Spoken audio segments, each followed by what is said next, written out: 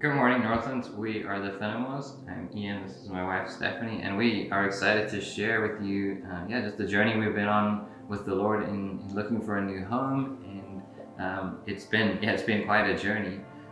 But starting at the beginning, we've been married for just over 3 years, and before we got married, we really felt the Lord spoke clearly to us about a vision to be able to come alongside people who are going through big transitions, and really to be able to have a space to host them for a time. And those of you that know our story will know that we had some pretty big unexpected turns along the way, and we were grateful for those that were able to support us.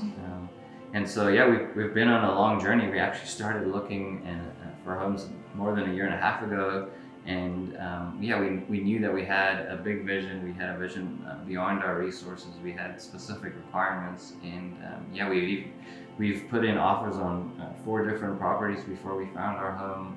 We even went on a contract somewhere and spent a bunch of time looking at renovations. And so it's really been, we've had seasons of being full of hope and excitement, and then also just being disappointed and struggling with the Lord on why are we waiting so long, and this does not feel what we had anticipated.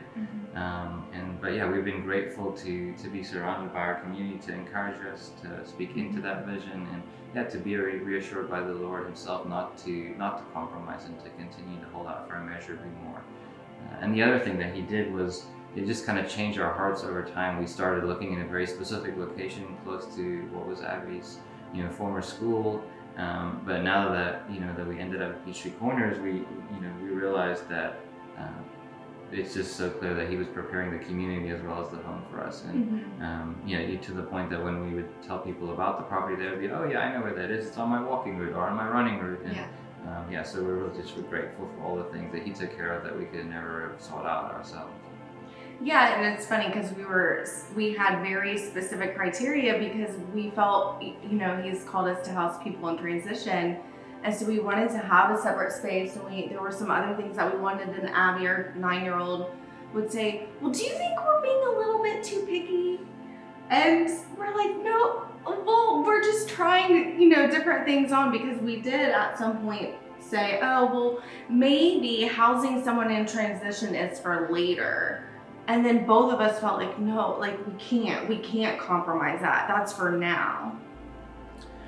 And so July this year comes around, and we're still wondering when is it going to happen, and is it going to happen before the school year? And we took a step of faith earlier in the year to give notice on our lease, and we did that in March actually. And then coronavirus exploded, and even though our landlord was like, "Are you sure you want to do that?" We felt like we should press forward, and so the Lord was faithful. We ended up being able to go month to month for that. And then it was actually our anniversary, and I was actually on a work call, and I could see my cell phone blowing up with text messages between Steph and the realtor. I was so excited. And so it all happened so fast. It was so funny. After 18 months, we went from not having a home.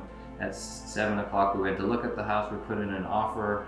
We kind of tweaked our little note telling us a little bit about our family and our vision, and then at 9:15 we got a call saying they loved your letter, and even though they had multiple offers, they're not going to go into a competitive bid, and they gave us the home. And so just a matter of hours, and then we've been able to just find out more little nuggets along the way, that getting to know the family a little bit, to the point that when they did the major renovation, they actually wrote like scriptures on all underneath all the flooring and the subfloor and things. And it's been, it's too many details to share, but just some of the bigger ones, and in the way the Lord has shown us favor from the time we started looking and putting offers into now. Interest rates have basically come down by a third.